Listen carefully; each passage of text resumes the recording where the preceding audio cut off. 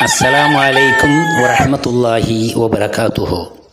يوم الأربعاء 2 من شهر شعبان عام 1447 الهجري. دعاء رؤية الهلال. عن عبد الله بن عمر رضي الله عنهما قال: كان رسول الله صلى الله عليه وسلم إذا رأى الهلال قال: اللهم أهله علينا بالأمن والإيمان والسلامة والإسلام والتوفيق لما تحب وترضى ربنا وربك الله. പിറവി ചന്ദ്രനെ കാണുമ്പോൾ ഉള്ള പ്രാർത്ഥന.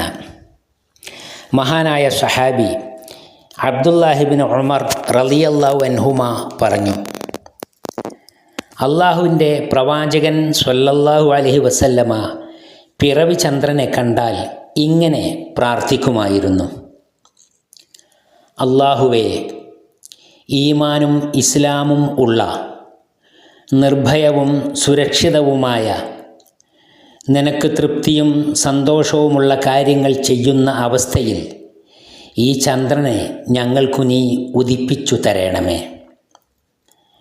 ശേഷം ചന്ദ്രനോട് എന്ന പോലെ ഞങ്ങളെയും നിന്നെയും ജനിപ്പിക്കുന്നതും ജീവിപ്പിക്കുന്നതുമെല്ലാം രക്ഷകനായ അള്ളാഹു തന്നെ.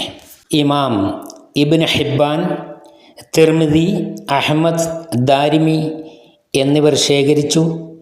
ഷെയ്ഖ് നാസറുദ്ദീൻ അൽബാനി പ്രാമാണികമെന്ന് സ്ഥിരീകരിച്ച നബിവചനം.